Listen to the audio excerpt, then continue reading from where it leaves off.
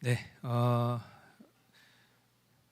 주님이 우리에게 힘이 되신다라는 것을 우리가 관념적으로 생각하면 다 각자입니다. 그러니까 이럴 때 주님 나에게 힘이 되죠. 뭐 예를 들어서 내가 뭔가 염원하고 바라는 게 아닌데 갑자기 내 삶이 뭐가 잘 풀립니다. 그러면 주님이 나랑 함께 하셔서 주님이 나의 힘이 되셔서 뭔가 잘 되나 보다 이렇게 생각할 수 있죠. 그런데 만약에 내 삶에 내가 바라고 원하지만 내가 바라고 원한 대로 되지 않았어요. 그때도 내가 주님이 나의 힘이시라고 고백할 수 있을까 생각해 보면 쉽게 자신 있게 대답하기가 어렵겠죠. 이처럼 우리의 어떤 상황이나 환경에 따라서 내 기분에 따라서 주님이 나의 힘이 되신다라고 고백하는 게 아니라 주님은 늘 우리의 힘이 되고 계신 게 맞아요. 그런데 그 주님이 우리에게 힘이 되고 계신 것을 우리가 어떻게 확인할 수 있을까? 그것을 주님이 객관적인 진리인 성경을 통해서 우리에게 확인시켜 주시는 작업을 우리가 매일매일 하고 있는 중인 거죠.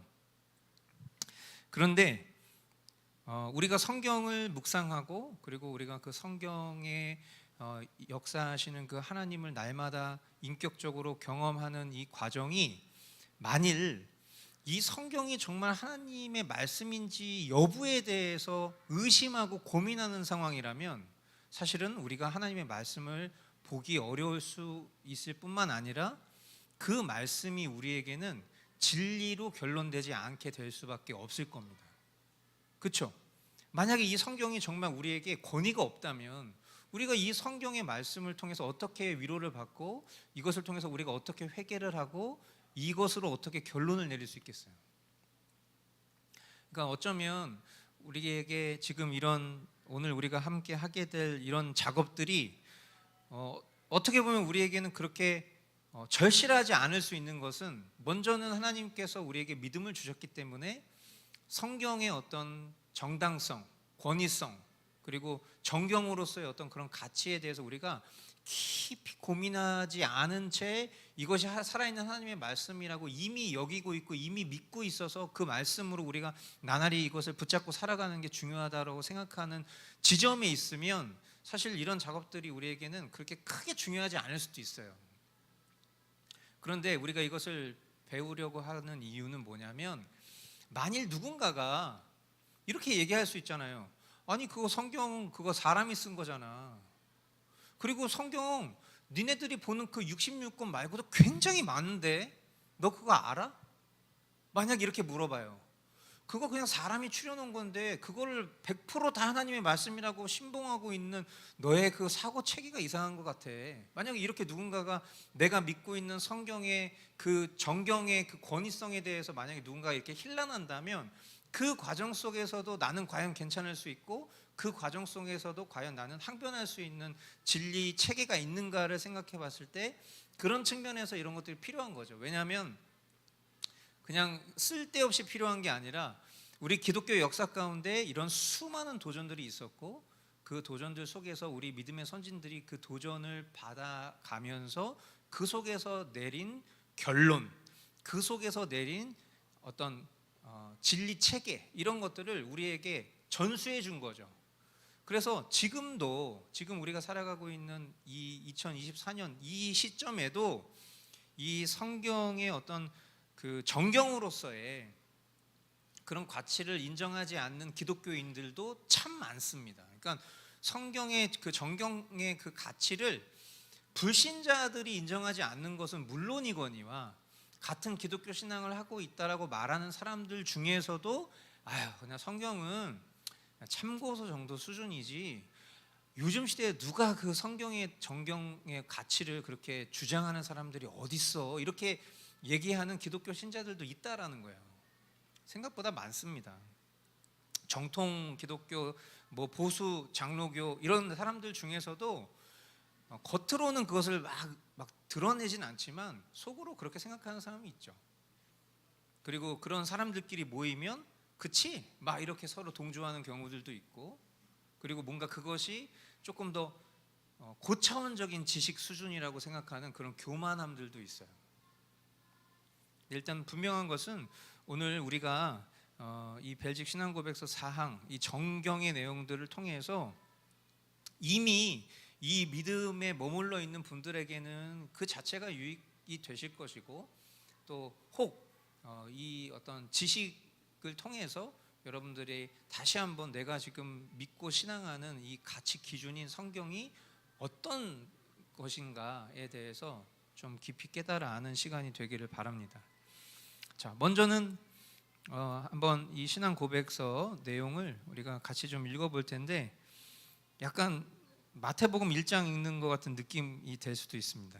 네, 그러나 한번 사모하는 마음으로, 사랑하는 마음, 성경을 사랑하는 마음으로 같이 한번 읽어보도록 하겠습니다.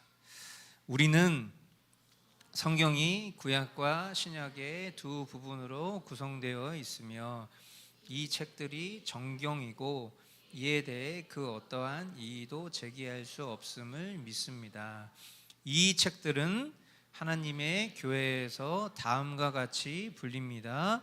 구약의 책들은 모세오경, 즉 창세기, 출애굽기, 레위기, 민수기, 신명기와 여호수아, 사사기, 룻기, 사무엘상하, 역대상하, 에스라, 느헤미야, 에스더와 욥기, 시편, 잠언, 전도서, 아가서와 이사야, 예레미야, 에가, 에스겔, 다니엘, 호세아, 요엘, 아모스, 오바댜, 요나, 미가, 나훔, 하박국, 스바냐, 학개, 스가랴, 말라기입니다. 신약의 책들은 사복음서인 마태, 마가, 누가, 요한과 사도행전과 사도 바울의 열세 서신인 로마서, 고린도 전후서, 갈라디아서, 에베소서, 빌립보서, 골로새서, 데살로니가 전후서, 디모데 전후서, 디도서, 빌레몬서와 히브리서와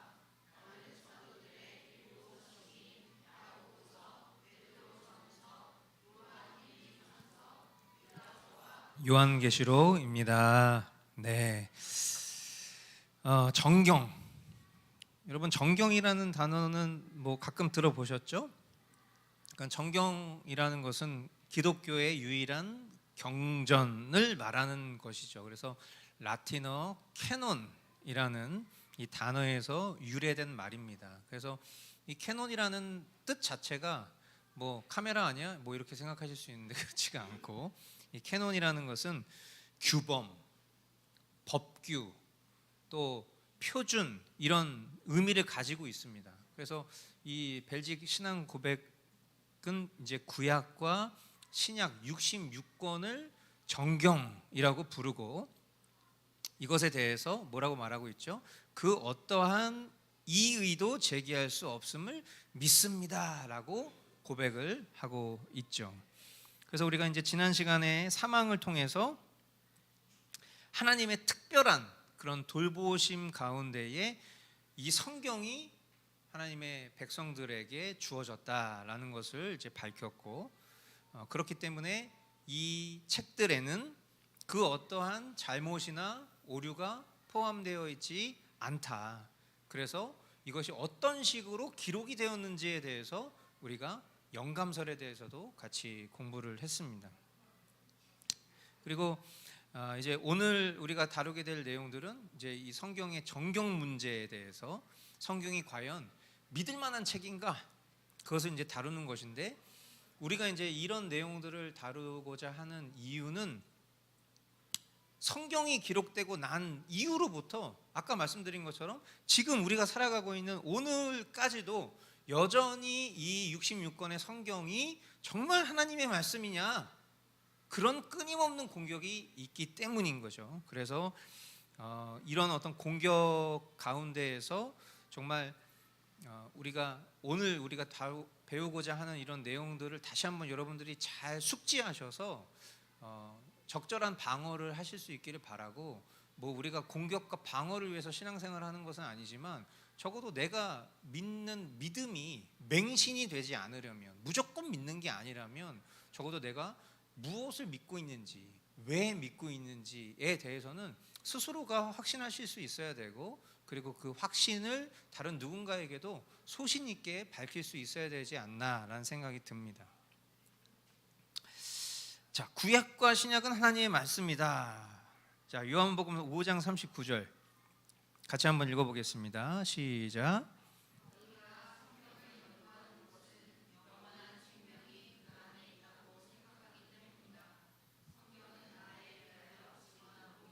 아멘. 자, 지금 예수님이 말씀하시는 것이잖아요, 그죠? 예수님이 뭐라고 말씀하세요? 너희가 성경을 연구하는 것은, 이렇게 말했습니다.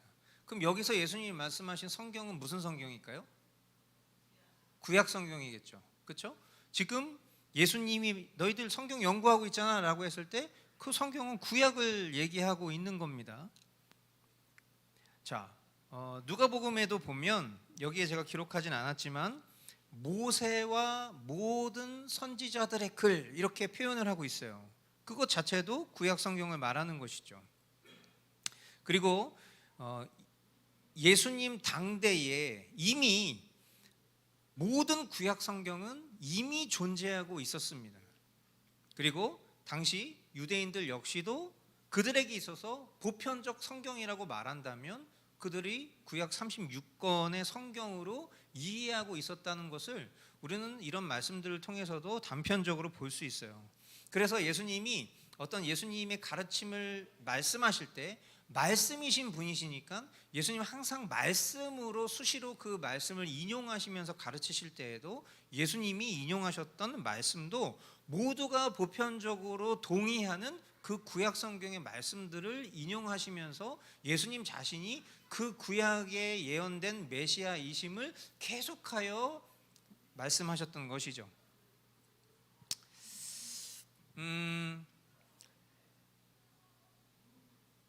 지금 이 베드로후서 3장 15절로 16절 말씀에 보면 그리고 우리 주님의 오래 참으심이 구원을 위한 것이라고 생각하십시오. 그것은 우리의 사랑하는 형제 바울이 자기가 받은 지혜를 따라서 여러분에게 편지한 바와 같습니다. 바울은 모든 편지에서 이런 것을 두고 말하고 있는데 그 가운데는 알기 어려운 것이 덜어 있어서 무식하거나 믿음이 굳세지 못한 사람은 다른 성경을 잘못 해석하듯이 그것을 잘못 해석해서 마침내 스스로 파멸에 이르고 말 것입니다. 자, 이 말씀이 이제 여기에 등장을 하는 이유에 대해서 조금 설명을 해보자면 이제 초대교회에 보면 이 성경의 어떤 그런 권위에 대해서 훼손하는 그런 이단자들이 있었어요. 대표적으로 마르시온이라는 사람이 항상 이런 얘기를 할 때에 언급되는 인물인데 이 마르시온이라는 사람은 구약을 성경으로 인정하지 않았어요. 그러니까 지금 우리가 살아가고 있는 이 시대에 빗대어서 만약에 이해를 해보자면 구약과 신약 성경을 인정하지 않는 사람들이 있다는 거죠. 그러니까 성경이 만약에 없는데 성경을 믿지 않는데 내가 기독교 신자다 이렇게 얘기할 수가 있냐는 거예요. 그런데 지금 이 마르시온 같은 사람들은 자신 스스로를 쉽게 얘기하면 하나님의 사람이라고 말을 하는데 구약 성경을 인정하지 않아요. 그럼 도대체 뭐가 이에게 근거가 될까? 우리가 이제 항상 염두에 둬야 될 게 뭐냐면 교회가 성경을 선택한 게 아니에요. 그러니까 많은 사람들이 비난을 하는 그 지점이 뭐냐면 결국 그 정경이라는 것도 일종의 사람들의 약속이 아니냐. 그러니까 그것을 그냥 그 기독교 신앙의 일종의 경전으로 받아들이기로 합의한 것 아니냐. 이제 이런 식의 주장들을 펼치는데 여러분 우리가 기억해야 될 게 뭐냐면 교회는 성경을 선택한 것이 아니라 받은 거예요. 이 부분을 이해하실 수 있겠어요? 그러니까 우리가 그것을 선택해서 추린 게 아니라 우리는 그것이 하나님의 뜻으로 그것을 받아들인 것이라는 것을 이해할 수 있어야 돼요. 사도 바울이 쓴 13개의 서신이 신약 성경에 포함되어 있습니다. 사람들은 이것을 성경으로 받아들여야 되는지에 대해서 토론할 수가 없었어요. 단지 교회는 그것을 받아들인 겁니다. 야, 이게 성경 안에 들어와도 돼? 안 돼? 이런 것들을 토론하는 것이 아니라 그 권위를 그대로 받아들인 거예요. 방금 전 읽었었던 이 베드로후서 3장 15절 16절이 사도 베드로가 사도 바울이 쓴 편지를 하나님의 말씀으로 인정하고 있는 거예요. 그러니까 이미 이것이 그들에게 있어서는 성경이 된 거예요. 이걸 뭐 선택 여부를 뭐 토론하고 그 뭐 개최해서 뭔가 한 것이 아니라 그것을 성경으로 정경으로 받아들인 거죠. 구약 성경은 예수 그리스도께서 이 땅에 오셨을 때 이미 정경으로 확정된 채로 회당에서 읽혀지고 있었습니다. 그래서 일반적으로 구약 성경 자체의 정경성에는 큰 이견이 없었어요. 그런데 마르시온 같은 사람들은 그 정경 자체를 아예 인정을 안 하는 거죠. 그러니까 그러면서도 뭔가 하나님의 사람으로 또는 랍비로 칭호를 받는 것 자체가 상상이 굉장히 이상한 상황이에요. 그런데 그럼에도 불구하고 이 성경의 정경성은 시대 속의 규범을 거스르진 않았어요.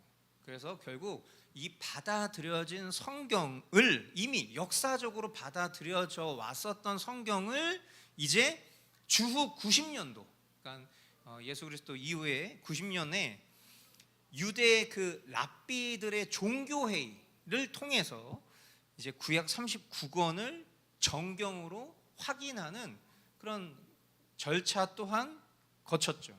그리고 우리가 예전에 한번 공부해 본 적이 있었던 공의회이긴 한데 주 397년도에 있었던 카르타고 공의회라는 그 공의회를 통해서 신약 27권까지도 포함해서 총 신구약 66권의 정경을 공인하게 됩니다.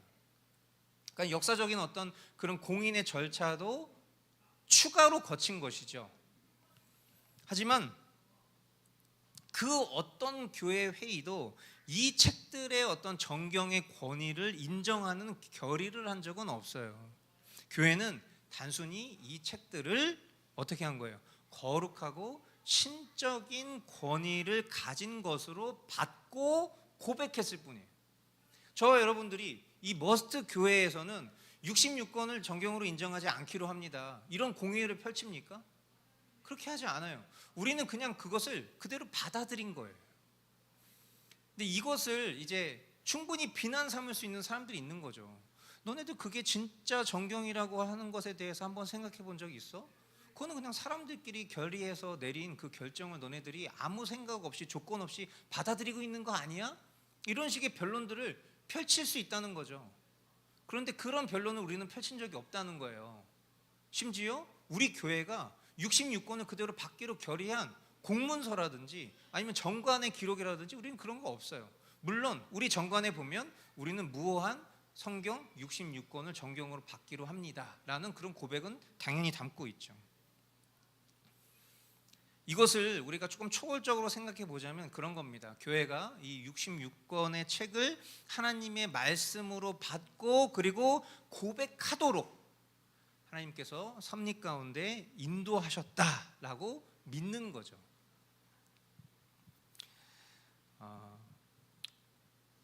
다음 페이지에 보시면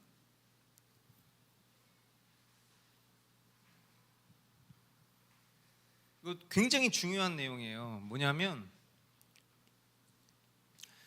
우리가 이제 신앙하는 개혁교회, 저는 이제 그렇게 믿고 싶습니다. 정통 장로교회라고 말하고 싶습니다. 그러니까 요즘 그 총회 또 시즌이라서 각 교단별로 요즘에는 또 총회를 라이브 유튜브로 막 생중계 해줘요. 그래서 이렇게 보면은 뭐 요즘에 굉장히 큰 이슈 중에 하나는 어쨌든 뭐 로잔 대회 같은 거고, 그리고 이제 교단에서 이제 그런 내용들을 받기로 하는 어떤 여부에 대한 뭐 심심치 않은 그런 논쟁들이 있죠. 그리고 우리가 뭐 총회 헌법이라든지 총회의 어떤 결의문 같은 거에 우리가 직접적으로 막 관심을 두고 또 예를 들어서 제가 그런 교회 정치에 관심이 많아서 거기에 참여하고 또 거기에서 이루어지는 어떤 결과물을 여러분들에게 브리핑하고 이런 과정들을 거치지 않기 때문에 우리는 그저 그냥 우리에게 주어진, 뭐 이렇게 표현하면 좀 그렇지만 제가 여러분들에게 제시한 것으로 여러분들이 신앙생활을 하시잖아요. 물론 그것으로 또 뭔가 뭐 동의하지 않거나 부족한 것을 또 다른 방편으로 채우시는 분들이 있을지는 모르겠지만, 그런데 이제 명확히 해야 될, 되게 오늘 지금 우리가 나눠야 될 내용들 중에서 제일 중요한 내용이 뭐냐면, 우리 기독교의 정통 장로교는 하나님의 계시로서의 성경이 종결되었다라고 믿습니다.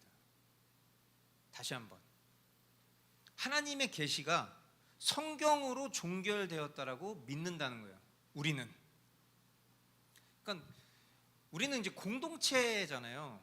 그러니까 신앙생활은 공동체잖아요. 그러니까 여러분들이 이 교회에서 신앙생활을 하시는 것은 물론 조금 영적인 의미로 생각해 보면 하나님이 우리를 이 자리로 불러주신 거라고 생각하는 것이지만, 그러나 우리가 육적으로 생각해 보면 내가 이 교회의 신조와 가치를 동의하지 않은 채 이 교회에서 신앙생활을 할 이유는 없는 거잖아요. 그런 측면에서 저와 여러분들이 속한 이 개혁 신앙, 그리고 우리가 교단 차원에서 생각해 보면 보수 정통 장로 교단은 성경을 계시의 종결이라고 본다는 거예요. 이 얘기 무슨 얘기예요 지금? 성경 이후에 특별 계시는 없다는 거예요.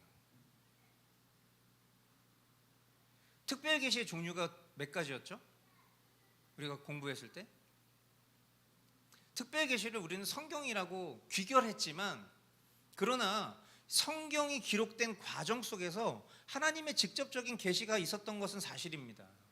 그렇죠? 그것을 듣고 기록한 거잖아요. 기록된 것을 우리에게 전달해 주신 거잖아요. 그렇죠? 그런데 우리는 무엇을 믿느냐면 성경의 이 기록 종결 이후에 특별 계시는 없다라는 것을 믿는다라는 거예요.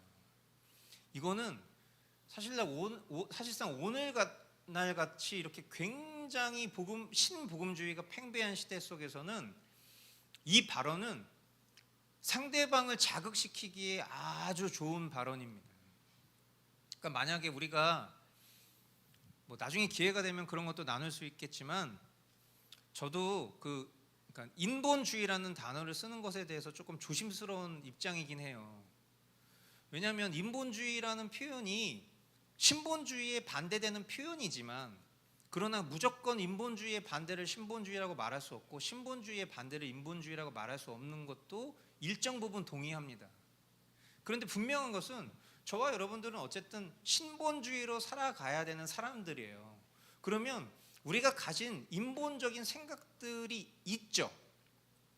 그런데 그 인본적인 생각들을 그 신본에 의해서 우리가 그것을 절제하고 그것을 잠잠히 잠재우고 그것에 굴복할 수 있는 데까지 나아가는 그 과정이 신앙인 거예요. 그러면 우리가 그 과정 속에서 내가 동의하고 인정하기 어려워도 내가 믿고 신앙하는 질서가 그렇다면 그 질서에 순응하려고 노력하는 것이 저는 아주 중요한 태도라고 생각해요. 그런데 오늘날 예를 들어서 성경의 계시는 그 계시 이후로 더 이상 진전되지 않았고 성경이 특별 계시의 종결이다라고 말했을 때 어떤 도전에 부딪힙니까? 지금 우리가 같이 신앙생활하고 있는 수많은 사람들은 하나님의 음성을 듣는다고 말한단 말이에요. 하나님 나에게 말씀하신다고 얘기한단 말이에요. 우리가 그것을 부정하는 건 아니죠. 그런데 그 권위를, 그것을 성경만큼 높이 평가하지는 않아요. 왜? 우리는 그것을 질서 안에 둡니다. 어떤 질서? 성령께서 내게 감동하실 수 있어요. 성령께서 내게 내재된 음성으로 말씀하실 수 있어요. 그런데 그것을 우리는 내 바람인지 내 생각인지 그것을 분별할 수 있는 기준을 무엇에 두는 거예요? 성경에 두는 거예요. 그러니까 결국 뭐예요? 객관적 진리인 성경을 성령의 감동보다 훨씬 더 높이 두는 거예요. 그렇죠? 내 생각과 감정인지 아니면 성령이 정말 주신 것인지를 분별할 수 있는 기준이 성경이니까. 그런데 만약에 성경을 내 기준에 맞춰서 해석하고 더 나아가서 어떤 초자연적인 음성을 성경 말씀보다 더 높이 생각하는 기준으로 살아간다면 그럼 어떻게 되겠어요? 우리가 신앙하는 방향과는 다르다는 거예요. 개혁교회는 하나님의 계시로서의 성경이 종결되었다라고 믿습니다. 이것은 우리 교회만이 아닙니다. 제가 아까 말씀드렸던 것처럼 보수 정통 장로교회는 다 동일하게 지지하는 거예요. 왜? 자, 웨스트민스터 신앙고백서 제1장 1항 우리가 이미 공부하고, 그리고 제가 늘 말씀드렸죠.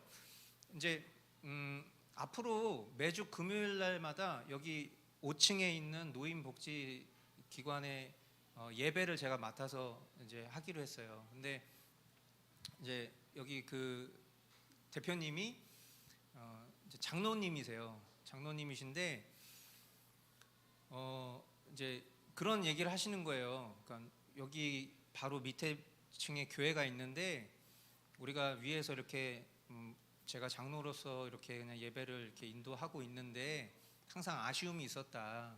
그런데 같은 어떤 신앙 안에서 말씀을 전해주실 목사님이 필요했는데 제가 무심코 이렇게 보다 보니까 여기 개혁신앙을 이렇게 표방하는 그런 교회라는 것에 대해서 되게 반가웠다. 합동 측 장로고 장로 시험도 얼마 전에 봤습니다. 이렇게 얘기를 하시는 거예요. 그래서 이제 웨스트민스터 신앙고백서 같은 얘기도 하시고 그래서 저 되게 반가웠죠. 왜냐하면 제가 여러 차례 말씀드렸지만 실제로 장로 임직을 받을 때라든지 아니면 뭐 목사 안수를 받을 때라든지 이 웨스트민스터 신앙고백서에 손을 얹고 선언을 하거든요. 그런데 이제 그게 뭔지, 예를 들어서 내가 웨스트민스터 신앙고백서에다가 손을 얹고 선서를 한 것이 중요하려면 내가 지금 손을 얹고 있는 이 책이 뭔지를 알아야 되잖아요. 근데 이 책이 뭔지 모르고 그냥 손 얹고 선서하면 나중에 시간이 지나서 뭐에다가 내 가치 기준을 두고 선서했는지를 모르게 되는 상황들이 오는데 그런 것들이 너무 보편적인 거예요. 그러니까 장로가 되는 게 중요한 거죠. 장로가 되는 게 중요한 겁니까? 어떤 장로가 되는 게 중요한 거잖아요. 무슨 신앙의 고백을 가지고 그 고백으로 어떤 성도들을 돕고 목양하고 가르쳐야 되는지에 대한 가치를 알고 있는 장로가 중요한 거지 그냥 장로 직분을 받는 게 중요한 게 아니잖아요. 근데 내가 선언한 그 맹세한 그 책이 웨스트민스터 신앙고백서를 알고 있는 장로님이라면 너무 감사한 장로님인 거죠.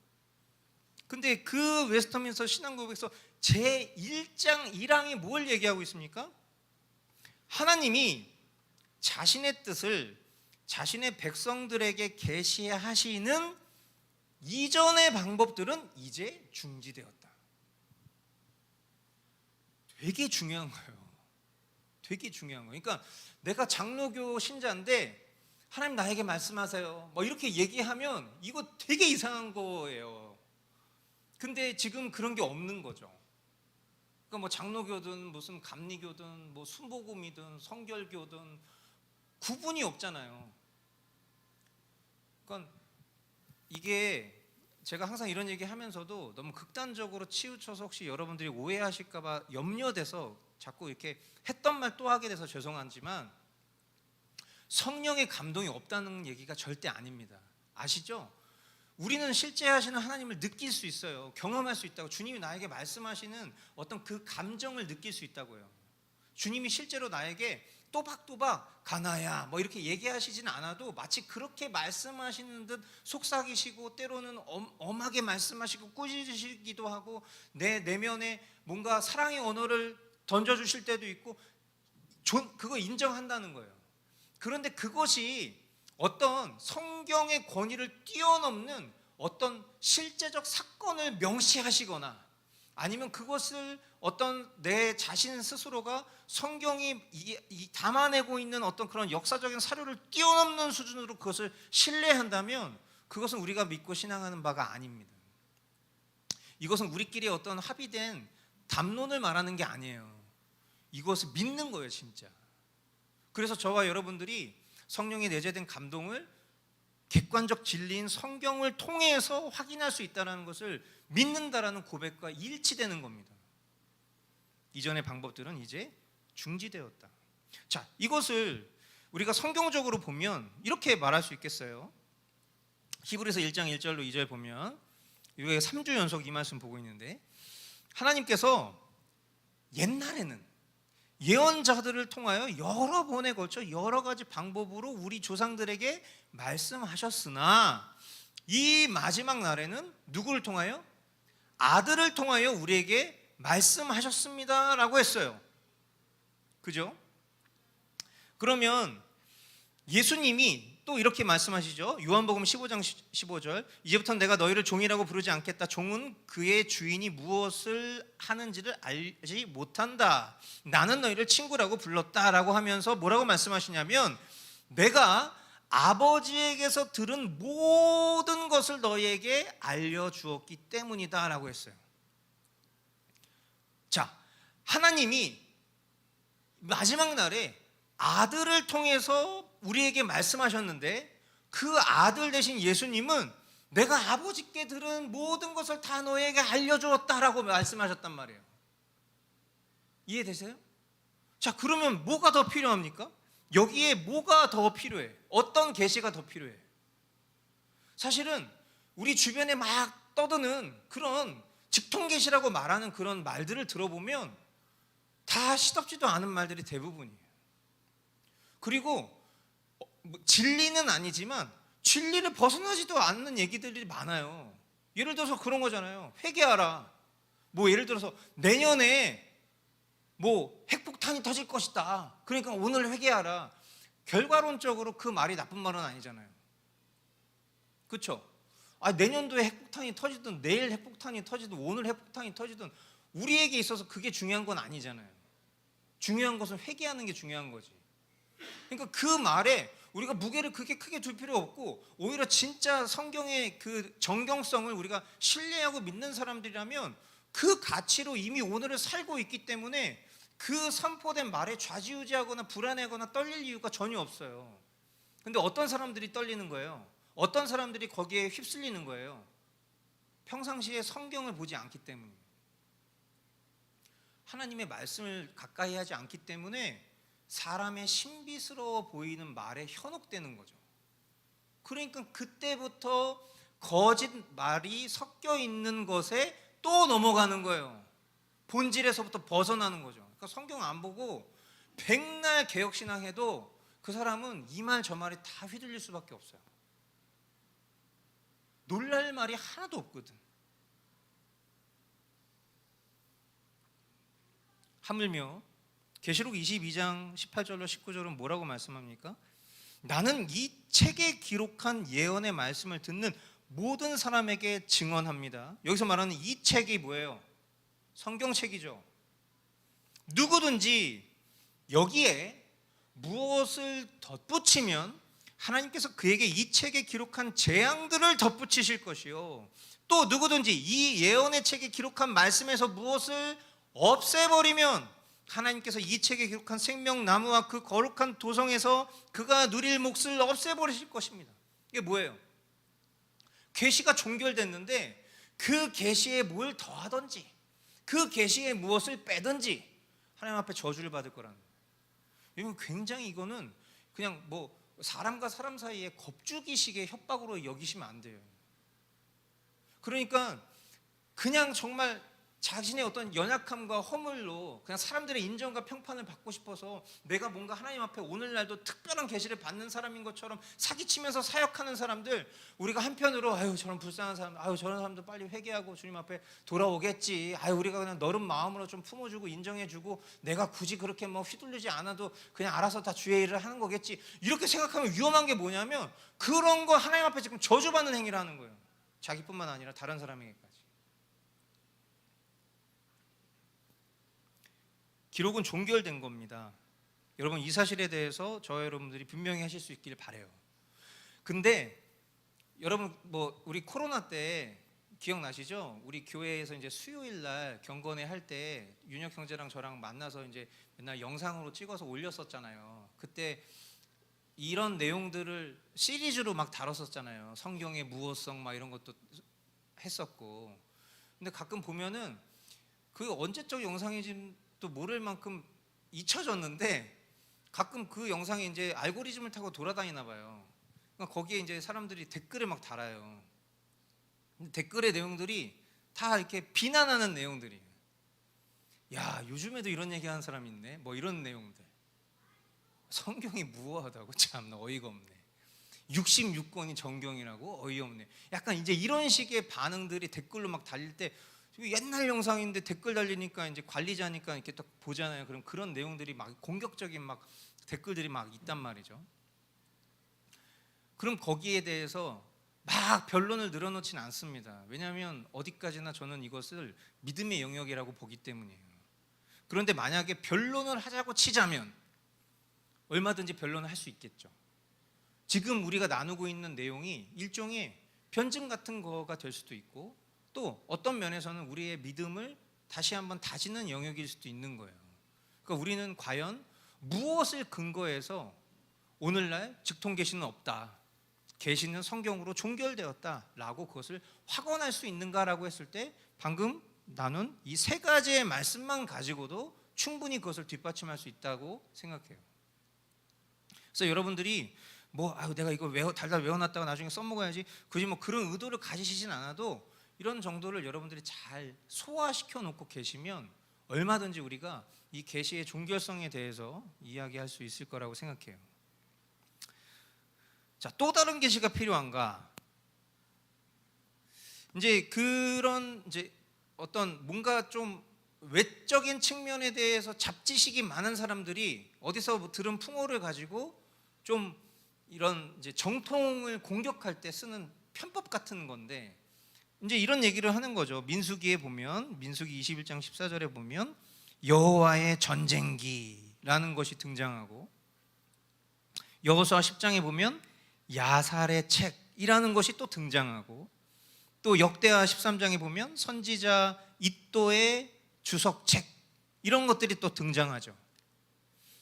사도 바울이 고린도 교회에 첫 번째 편지를 보내기 전에 다른 한 편지를 쓴 일이 있다는 것이 고린도전서에 기록이 되어 있습니다. 그리고 또 사도 바울이 라오디게아 교회에 보낸 편지가 있다는 것을 골로새 교회에 알렸어요. 그런데 라오디게아서 없잖아요. 그죠? 성경 우리가 66권 정경 안에 그것을 받아들이고 있지 않잖아요. 여호와의 전쟁기, 야살의 책, iddo의 주석책 이런 거 우리가 받아들이지 않고 있어요. 그러면 이것에 대해서 마치 기존의 66권 자체가 흠결이 있는 것처럼 생각하는 거죠. 그렇지 않습니까? 여러분 어떻게 생각하세요? 그러니까 이런 어떤 공격들은 사실은 이런 것으로도 우리가 좀 이해해 볼 수 있어요. 제가 예전에도 몇 번 이런 내용들을 다룬 적이 있는데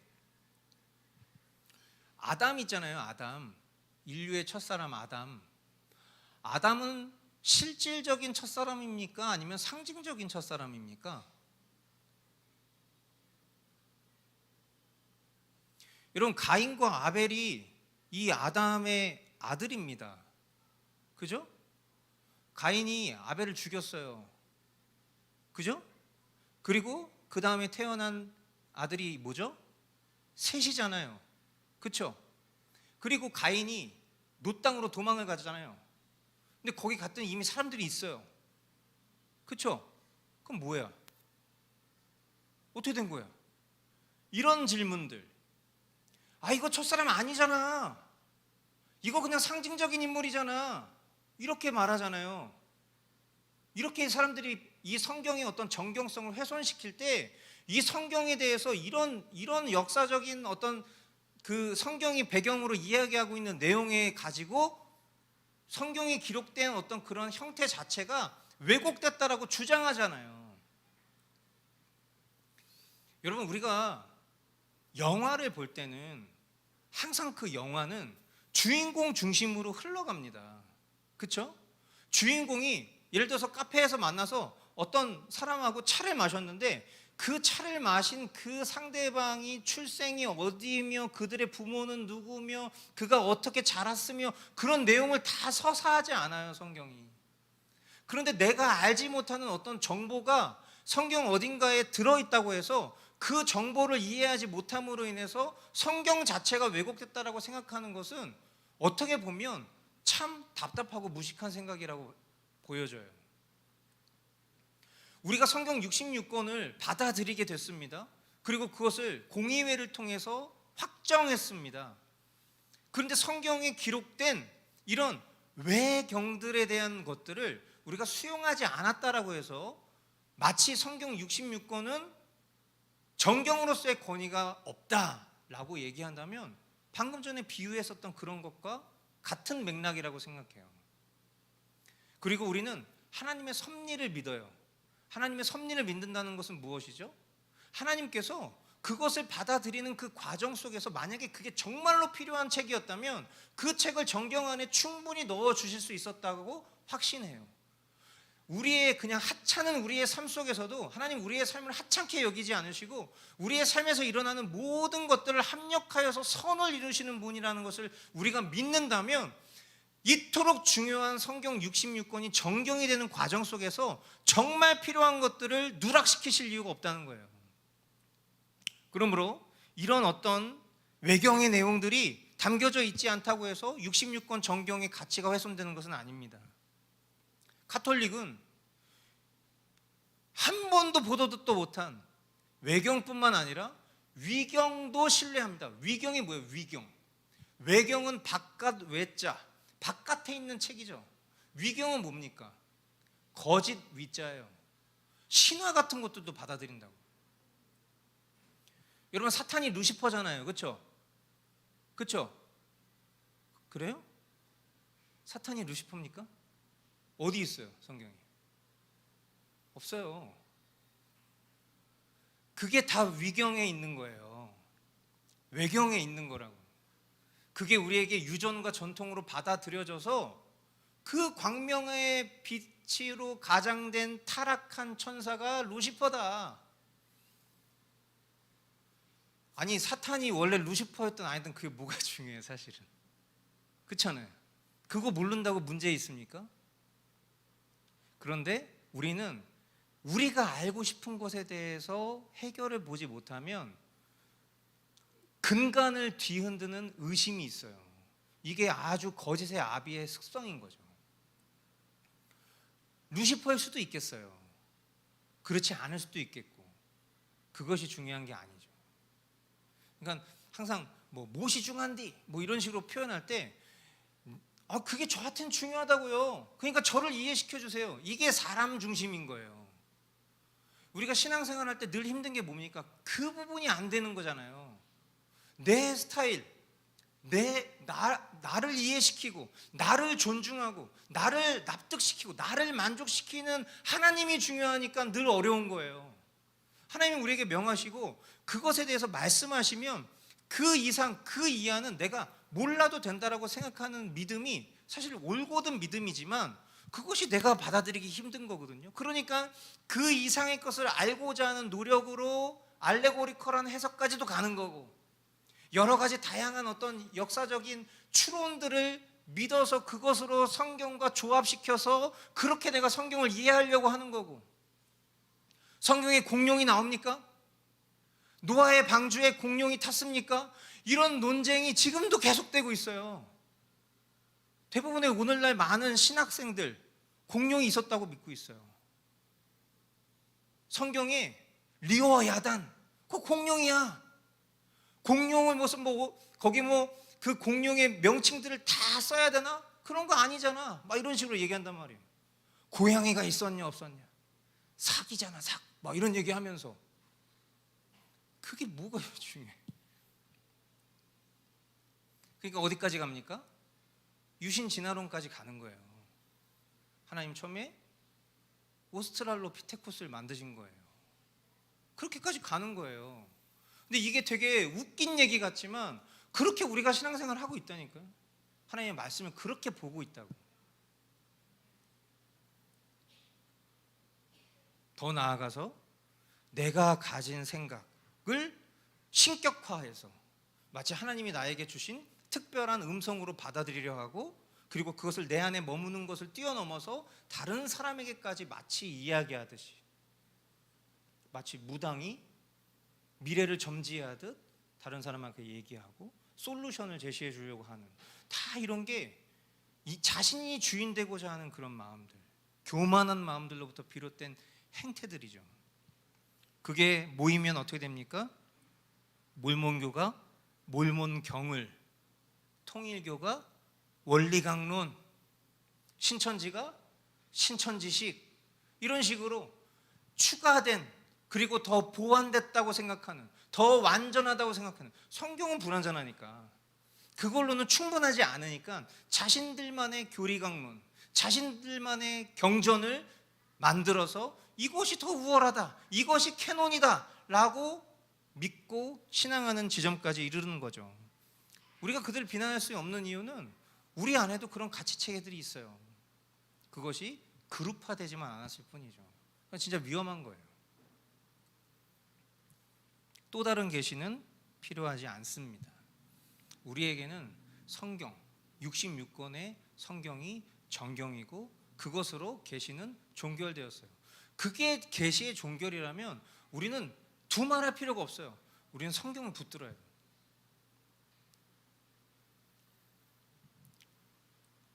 신약과 구약의 관계에 대해서 이야기하고 마무리하겠습니다.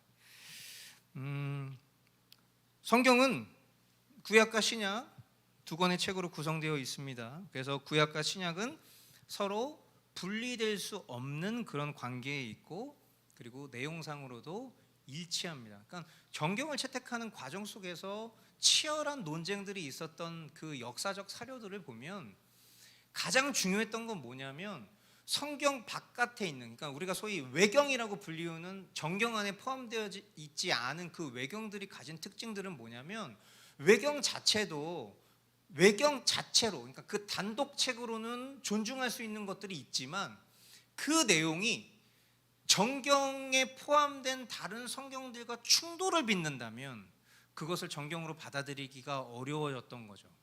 그런 사람들의 지혜를 하나님께서 사용하셔서 66권을 우리에게 받아들이게 하셨다라고 믿는 거예요. 그러니까 우리가 성경을 읽을 때도 계속해서 해석에 대해서 얘기하지만 성경이 말하는 해석을 우리가 단편적으로 해석해서는 안 되는 이유는 성경은 반드시 성경으로 해석해야만 하기 때문이죠. 그래서 우리가 지난번에도 뭐 대표적으로 얘기했지만 결혼에 대해서 얘기할 때도 결혼이 하나님의 뜻입니까? 독신이 하나님의 뜻입니까? 뭐가 하나님의 뜻이에요? 결론상으로 얘기하면 모든 것이 하나님의 뜻이다라고 말을 할 수는 있겠죠. 그러나 하나님의 우선된 약속은 결혼하는 거예요. 생육하고 번성하는 거예요. 남자와 여자만 결혼할 수 있고요. 그런데 단 예외 조항이 있는 거죠. 예외 조항이 뭡니까? 그리스도의 복음을 위해서 스스로 고자된 사람, 날 때부터 고자된 사람, 이런 사람들은 예외하시는 거예요, 하나님이. 그러니까 이것은 예외 규정이지 레귤러가 아니라고. 정규 규정은 결혼하는 거예요. 그러면 아무런 말씀도 충돌 빚지 않아요. 근데 예를 들어서 이 둘 중에 한 가지의 말씀만 옳고타라고 생각하고 그것을 막 주장해. 우선순위 다 내팽개치고 내 현실에 막 입각한, 내 해석에 입각한 것을 막 주장해. 그럼 문제가 생기잖아요. 성경 어디에도 서로 충돌되지 않아요. 그것이 정경의 가치인 거예요. 외경은 그 충돌이 있기 때문에 바깥으로 내보내질 수밖에 없었던 것들이죠. 그래서 항상 구약과 신약은 서로 절대로 분리될 수 없고 내용상으로도 일치하고 있다. 구약은 메시아와 그의 십자가를 예언하고 있고, 그리고 신약은 그리스도와 십자가의 성취를 보고하고 있다. 신약에 등장하는 그리스도와 또 십자가에 대해서 올바로 이해하기 위해서는 반드시 우리는 구약을 읽어야 됩니다. 우리가 예레미야서를 보면서도 예수님을 볼 수 있습니다. 신약의 내용들을 내다볼 수 있습니다. 그 이유는 두 개가 분리될 수가 없기 때문이겠죠. 구약은 우리를 신약으로 인도하고요. 그리고 신약은 우리를 구약으로 안내합니다. 구약과 신약은 동일하게 그리스도와 십자가에 대해서 말하고 있기 때문에 둘은 분리되지 않지만 신약은 또한 구약이 아니고 구약은 신약으로 대체될 수가 없습니다. 이것을 가장 잘 표현해 주는 것이 무엇입니까? 예수님이 말씀하신 마태복음 5장 17절 같이 한 목소리로 읽겠습니다. 내가 율법이나 예언자들의 말을 폐하러 온 줄로 생각하지 말아라. 폐하러 온 것이 아니라 완성하러 왔다. 아멘. 예, 이 말씀을 우리가 꼭 기억해야 돼요. 그래서 구약과 신약이 같은 방향, 같은 메시지를 담고 있다. 그래서 구약은 신약에 의해서 성취되고 신약은 구약을 설명합니다. 구약은 뭐와 같을까요? 그림과 같고, 예, 빈칸에 거기 쓰시면 돼요. 구약은 그림과 같고, 또 신약은 뭐와 같을까요? 해설서와 같다. 신약의 해설을 통해서 구약의 그림을 이해하고 구약의 풍성한 이야기와 또 그림을 통해서 우리는 신약을 바라볼 수 있어야 되겠죠. 그리고 그 중심에 누가 계십니까? 예수 그리스도와 그분의 십자가가 있는 거예요. 그러므로 교회에서 선포되어지는 모든 설교는 마땅히 무슨 중심이 돼야 돼요? 그리스도 중심. 설교를 들었는데 복음을 듣지 못한 것 같고 예수님 얘기 하나도 안 나오고 그건 설교가 될 수가 없는 거예요.